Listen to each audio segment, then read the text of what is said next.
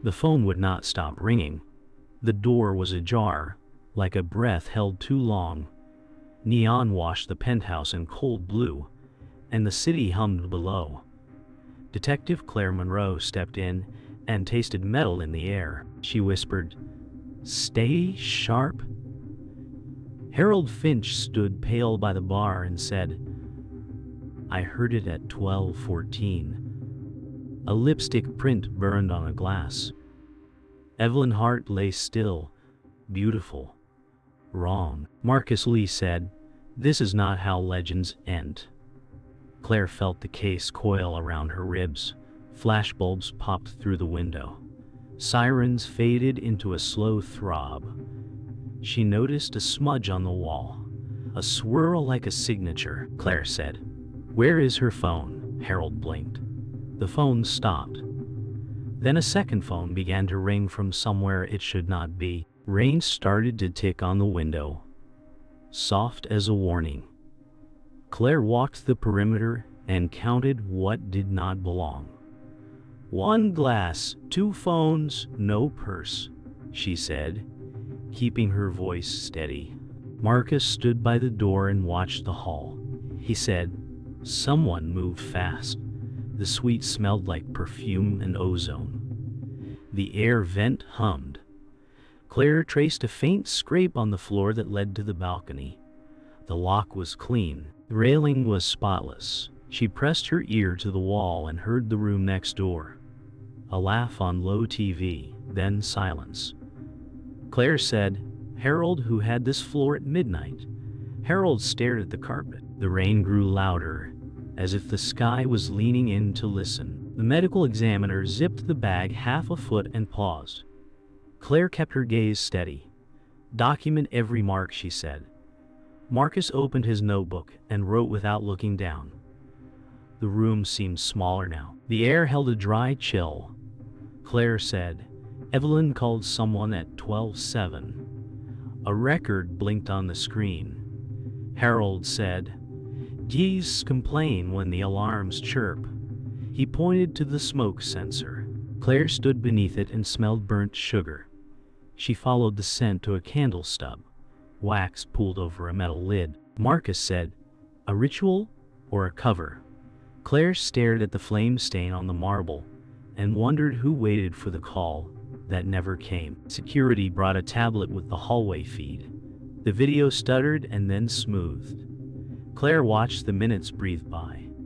"Show me 12:10 to 12:20, she said. The timeline jumped and a gap appeared. Marcus said, 10 minutes gone. Harold's hands shook. He said, "It syncs from the server." Claire leaned close and saw a reflection in the chrome elevator trim. A shape passed where no camera looked. She held the tablet higher to catch the angle. The shape paused, then slipped away. Claire said, "Rewind 5 seconds." The screen pixelated, then cleared. A ring glinted and vanished. She felt the case sharpen like a blade. Who wore that ring and why hide it? A hotel notepad lay on the desk, blank on top, heavy with hints beneath.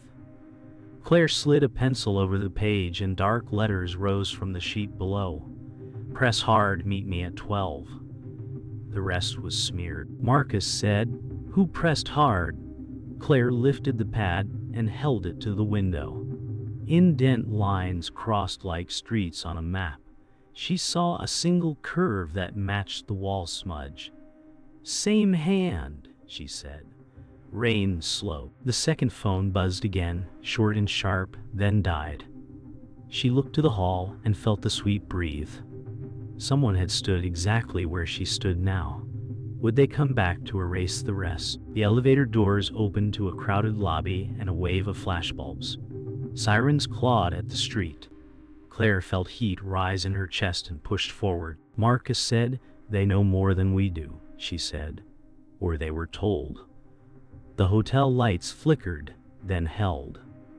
A man in a gray cap watched them and turned away too late. Claire tasted fear and metal again. She moved with the crowd and kept the cap in sight. Marcus said, "You trust me to flank?" she said.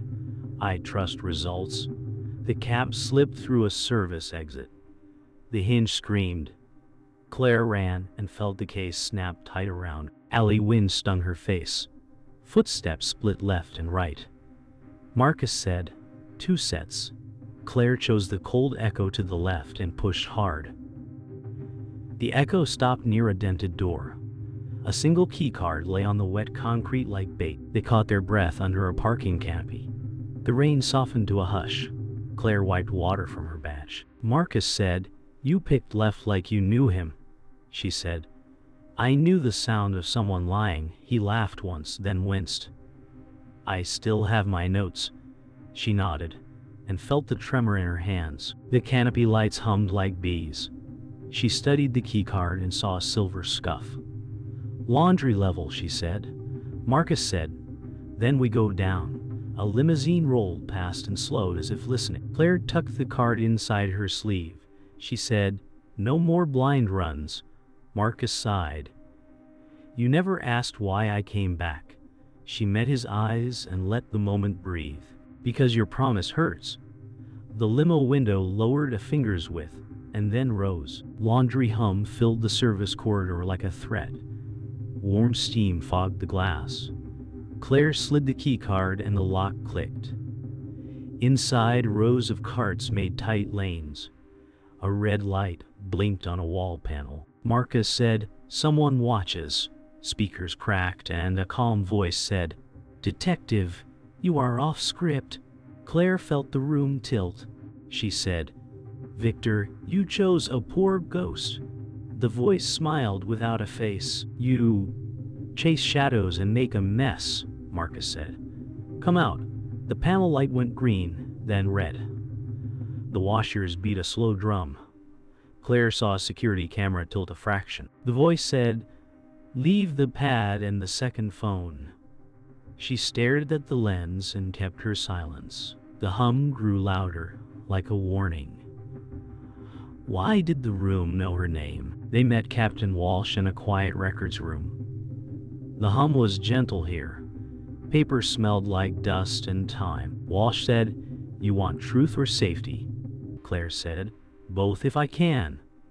Walsh set a folder on the table and kept a hand on it. Evelyn had 3 police calls last year, all sealed. Marcus said, "Sealed by who?" Walsh watched him with a tired calm. "By people who want the city to smile." Claire felt heat rise and then fade. Walsh said, "Pick your fights and keep your friends close." Claire said, "I do." Walsh lifted her hand and the folder remained closed. "You think Victor stands alone?" Her eyes softened, then hardened. "He never stands alone." The room seemed to lean toward them. A clock ticked like a metronome. Claire stared at the folder and weighed the cost. Claire stepped into the stairwell and let the city noise return. Her pulse steadied with the echo. Marcus said, "If we push, they close ranks," she said. "If we stop, they win." He nodded and looked down the steps as if they could bite. She said, "We break the shell company trail." He said, "I have a contact in licensing who owes me." The stairlight buzzed. A sticker on the rail showed a coil symbol that matched the smudge. Claire said, "This mark is not random." She took a photo and felt purpose return like fire in cold hands. "We go now," she said. Marcus smiled without joy. "Then we run lean." The door below opened and closed with a soft breath. Was someone waiting on the next landing? Morning light turned the diner windows to pale gold, soft and kind. Claire wrapped her hands around a coffee mug and let the heat settle her. Lila slid into the booth and glanced at the door. She said, "I brought what you asked." Marcus said, "Take your time." The room smelled like butter and old stories. A server laughed at the counter. Lila kept her bag on her lap. Claire said, "We are here to help you." Lila nodded, but her fingers tapped the zipper. She passed a flash drive wrapped in a receipt. "Evelyn kept a backup," she whispered. A biker paid and held the door too long. Air cooled their table. Lila's eyes darted, then steadied. Claire felt calm bend at the edges. Why did the quiet feel staged? They moved to a back booth away from the window. The light dimmed and eased their nerves. Lila said, Evelyn wanted out from a contract that owned her life. Marcus said, who wrote it? Lila said, a company that changes names every quarter. Claire said, you trusted Evelyn. Lila smiled, small and broken. She saved me the first week. Claire felt the story braid around them. The server set water without a sound. Lila traced a circle on the table. There is a meeting tonight, she said. A handler brings payments, Marcus said. You sure you want this? Lila's breath shook and then evened. I am tired of being quiet. Claire squeezed her shoulder. The server glanced back once too often, and then looked away with a smile that did not reach her eyes. They met Victor on a studio lot under a sky the color of tin. Security badges flashed like teeth. Victor said, Detective, you look tired. Claire said, you look rehearsed. He smiled as if the ground belonged to him. He said, Evelyn was a fragile soul, and fame is a cruel mirror. Marcus said, cruel mirrors do not erase minutes of tape. Victor's eyes cooled. You should watch where you point that anger. Claire felt the pull of his calm. He never raised his voice. He never blinked at the right time. The breeze moved paper along the fence like a cue line. Victor said, walk away before this becomes career math. The guards adjusted their stance. What did he fear enough to hide behind a smile? Night fell before the meeting, and the warehouse yard smelled like oil and rain. Lila stood by a stack of crates and kept her phone low. Marcus said, we stay in line of sight. Claire watched shadows slide across a loading dock. A sedan rolled in and lights died. A man with a leather folder stepped out. He said, Memes, Cortez, quick hands, quiet mouth. Lila nodded, but her throat worked. Claire raised her camera and caught a flash of a ring. The same coil. The folder opened and money shone. The man said, sign and vanish. Lila lifted the pen. Claire moved. A second car door slammed, and Victor stepped from the dark. He said, trust is expensive.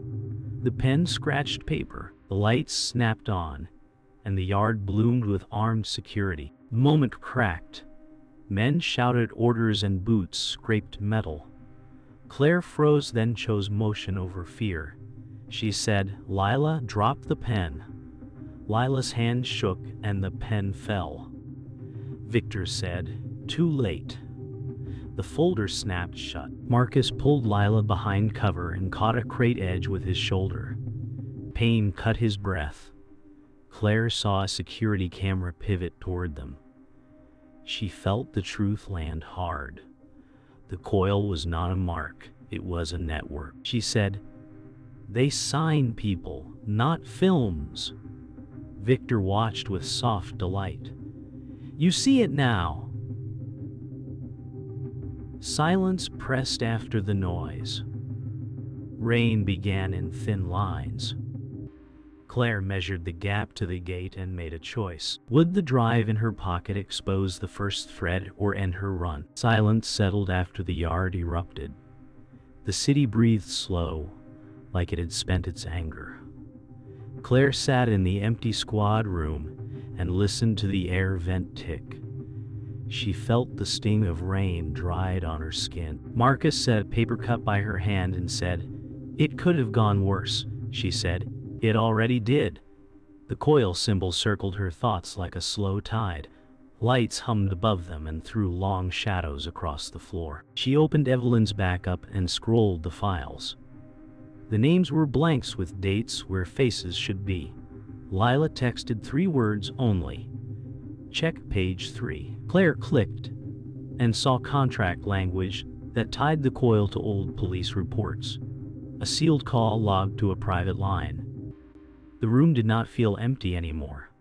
Someone had built this room. The smell of jasmine hit her before the memory formed. Claire let the scent fold time. Evelyn laughed in a low room with velvet walls and soft lights. The biopic pitch had sounded like rescue. A producer said, "We protect our own." The contract slid across a glass table. A coil watermark hid inside the margin like a trap. Evelyn said, "I only want the truth told." A voice off camera replied, "Truth is a product." In the present, the file echoed that line and made it heavier. Marcus said, "They used the same language on others." Claire touched the page and felt heat that was not there. She heard heels in the old room and a camera flash. The past rubbed against now and scratched. Evelyn had signed under a promise that tasted like smoke. Claire stood outside a locked conference room and listened to the hum inside. Victor liked his meetings cold. She counted her breath and opened the door. He looked up from a neat stack of folders and smiled with half his mouth. He said, "Detective, you found the choir book," she said. "I found a ledger that sings." The room stilled between two heartbeats. He studied her face like a script and waited for the pause. Marcus stood by the glass wall and watched the lot below. Claire said, "You bought silence and sold legends." Victor traced a circle on the folder and left no mark. "He preserved value," he said. Her pulse thudded in her ears. In the quiet, she understood the shape of the coil. It was not a symbol. It was a route for money. Victor leaned back and let soft light crown his calm. He said, "Evelyn was drowning. I offered air with a price." Claire said, "You set the tide." He shrugged as if tides were laws. "Studios need order. Order needs caretakers." Marcus said, "Caretakers do not erase 10 minutes of tape." Victor opened his hands. Chaos eats markets. "I keep stories from breaking the machine." Claire felt the room loosen from its walls. "Who pays for the machine?" she asked. "Everyone who buys the dream," he said. The words slid like oil and made everything shine too much. She looked at his ring and saw the coil notch hidden inside the metal. He wore the door and the key. She felt the truth land. This was not a single villain. This was a system that smiled. Claire stepped into daylight and let the heat find her bones. The lot buzzed with distant generators and a slow crane sweep.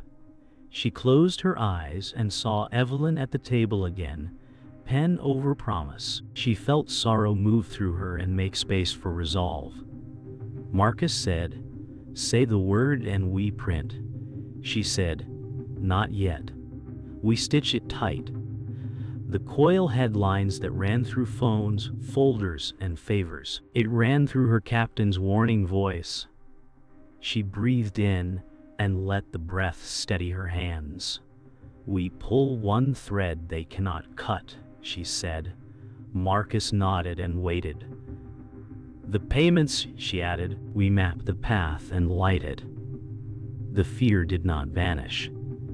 It changed shape. She walked toward the gate as if she had always known the way. Footsteps echoed in the prop warehouse and then cut off. The air smelled like paint and old rain. Claire held her breath until the silence pressed back. A fuse box hummed to her left. Marcus whispered, "3 guards near the door," she said. "Then we take the catwalk."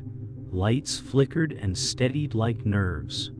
She heard a phone buzz below and a voice say, "They're coming." Her pulse cinched with the hum. She felt fear snap at her ankles and forced it to heal. "On my count," she said. He touched her shoulder once and let go. She placed her hand on the rail and tasted metal. The ledger file on her drive waited like a lit match. She counted down from 3, and the world narrowed to the first step. They moved along the catwalk and the metal sang underfoot. A guard looked up and reached for his radio. Claire dropped and swung to a ladder, boots biting rungs. Victor's voice carried from the floor. "This is trespass," she said. "This is truth service." He laughed, low and patient. "You have files. I have time," Marcus said. "Time runs out." Claire hit the floor behind a stack of flats and rolled to cover. The guard's radio crackled and died.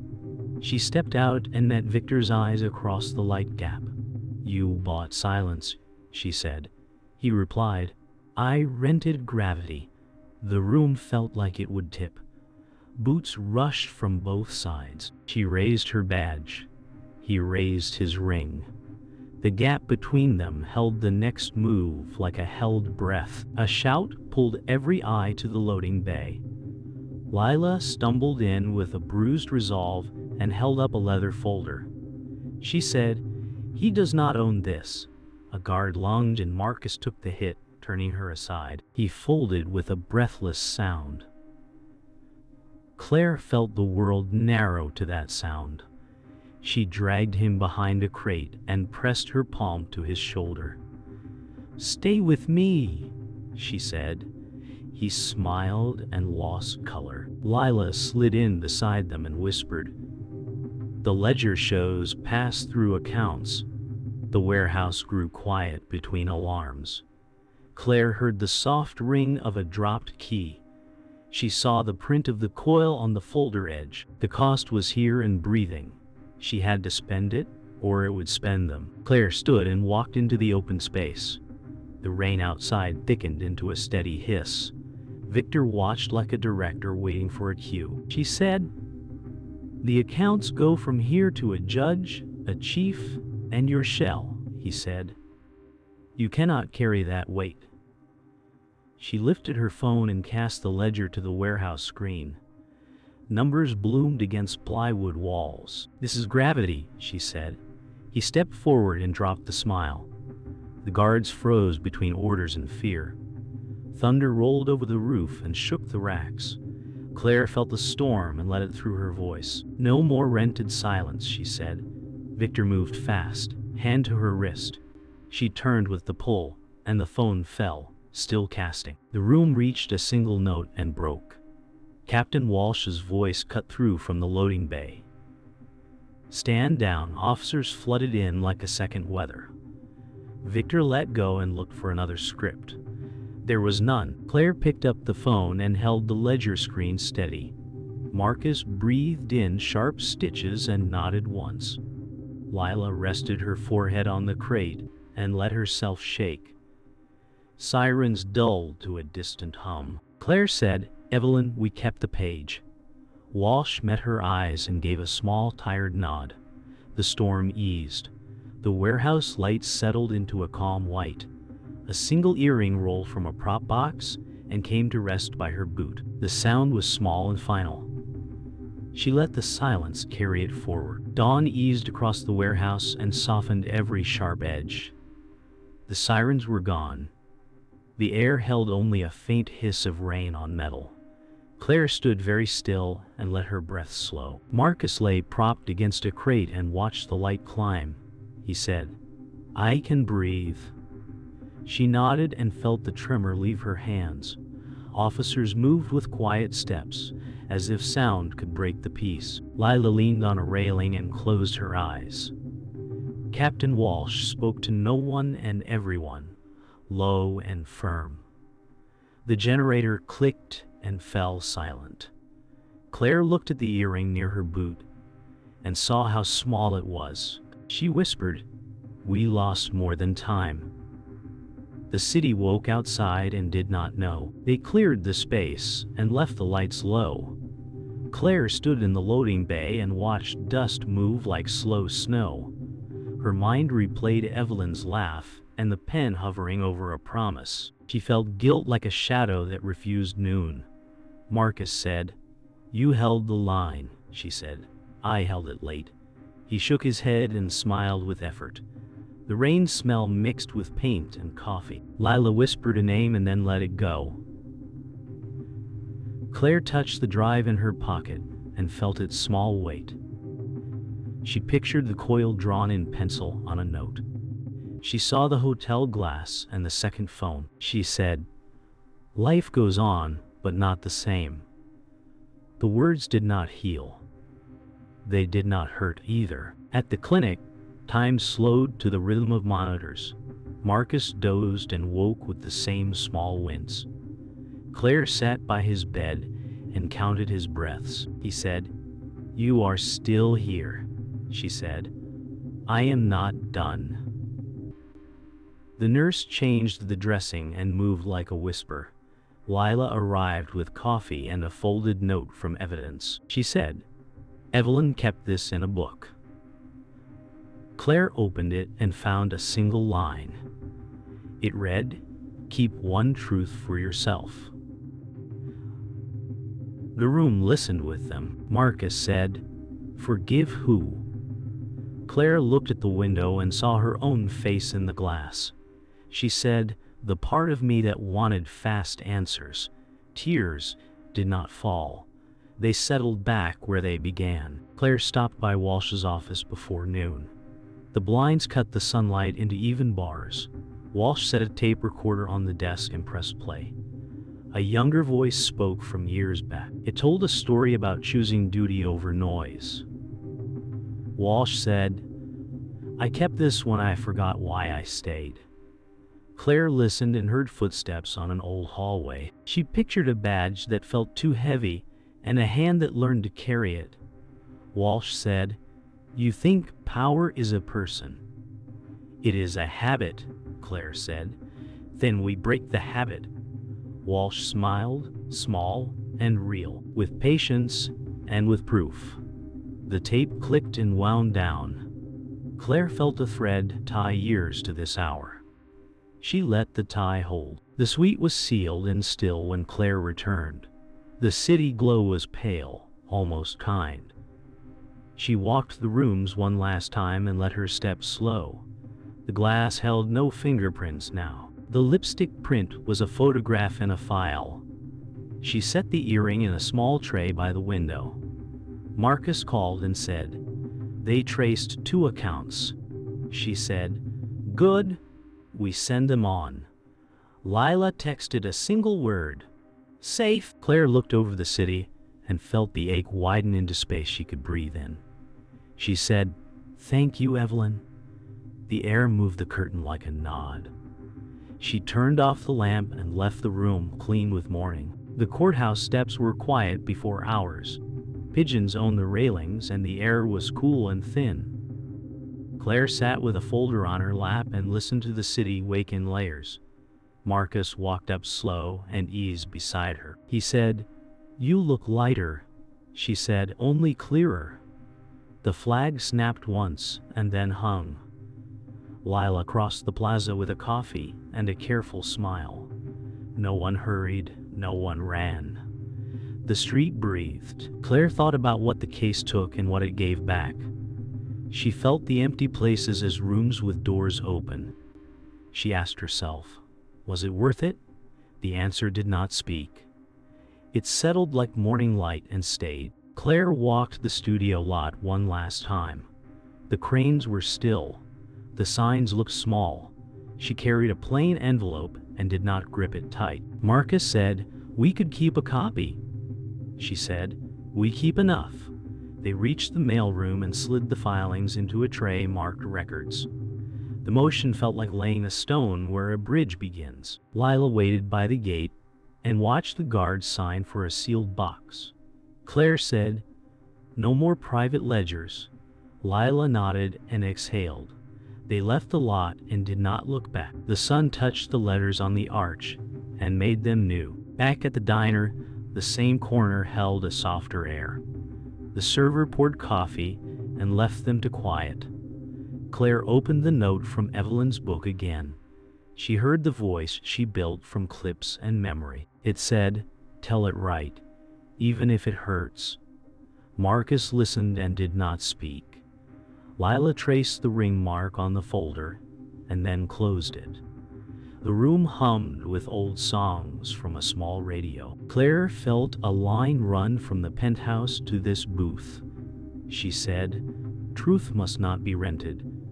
The words fit like a key in a new lock. The radio clicked and found a clearer station. Weeks slid by like pages. The city moved on and kept the dents. New stories filled the screens. Old ones faded to archives. Claire worked cases that did not make noise. Marcus filed a piece that named patterns, not monsters. Lila started nights at a hotline and learned the sound of courage at 2 a.m. Walsh pushed a policy memo and did not wait for applause. Claire walked past the hotel and saw only glass and sky. She said, "We changed a habit." The sidewalk agreed by holding steady under her feet. The day was ordinary. It felt like grace. Claire returned to the penthouse window at sunrise and stood in the empty hush. She looked at the tray and found the earring right where she left it. She did not touch it. She let the light do the work. Marcus waited at the door and asked, "Ready?" She said, "Yes." The city opened like a lens and let the day in. She closed the notebook and felt the hinge of the story settle. She said, "Truth must never be owned." The line hung and then folded into silence. They left the room to the sun.